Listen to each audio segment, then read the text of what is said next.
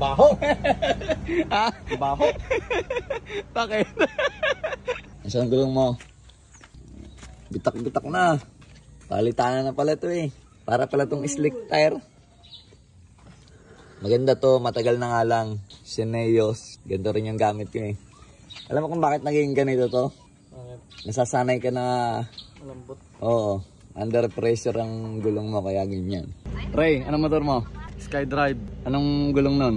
14. Anong size? 80-90? Kahit ano, basta 14 ang rim. Pwede na. Makapal pang gulong. Manipis na. Palitan na yung huli. O mamaya, titingnan ko kung talagang palitan na. Sige. Pero bibigyan kita. Kung okay lang sa'yo. Nang gulong? Oo. Ito, bagong-bago pa. Ayan o. Ayan, dalawa. Putang ina. Dalawa yan. Baho. Ha? Baho. Bakit? Ayan o.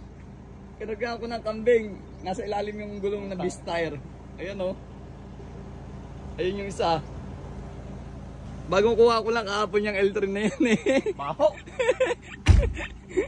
Ano gusto mong gulong? Sige, libre. Anong gagawin mo? Papahugasan ko na yan. Sige, sige. Ikakabit mo ha. Itingnan ko yung gulong mo. Ano, brand new na? Bago. Kaya lang yung baho. Ha? Bago nga ang gulong. Ang baho naman. Kaya ng kape para papaitan. So, ayan ang Yun, tawag. patay na. Wala nang tubig. 2 minutes na agad yun. Oo. Magkano 2 minutes? 5 piso. Madaya yun. Mabilis magbilang. Hindi, dali natin sa Maynila yan. 3 minutes sa Maynila eh. 3 minutes, 5 piso. Oh, ang baho naman oh. Ang tamo ang dumi. Ano gagawin dyan? Sisirain ko lang yan. Kunder na yan. Ayos na. Upas sa paglilinis. Kailan ka ulit babalik? Ha? Kailan ka ulit babalik? Ang dumi niya kanina eh no? Oo. Naisip mo yun, hubaran. Tapos nilinis Madali. sa loob. Oo. Linis na linis. Beast tire yan na plus. O ito. Alright, ayan o. Beast tire. Plus. Alright. Magbiyahe ka uli ng kambing. Ah, Kahit taihin uli, basta may gulong laging big tire. hindi para sa'yo yan eh. Kaya lang may pagbibigyan ako sa kalsada na taihan pala ng kambing. Eh ikaw naglinis, di sa'yo na. Anong ginagamit mo dati?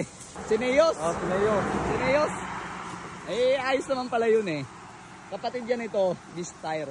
Ito na siya after na maikabit. Alright, ayan. Ito yung Skydrive ng kapatid ko. Napudpud na ang gulong. Dito sa Bicol. Ito yung bahay namin. Ayan. And then yung harapan niya, terno. Ito, 70-80 by 14. This tire din siya na flash. Ayan, sa mga gustong umorder, madami naman yan sa motor shop, sa market. Yan din yung ginagamit ko. At siyempre, ayun na, Geely helmet. Alright!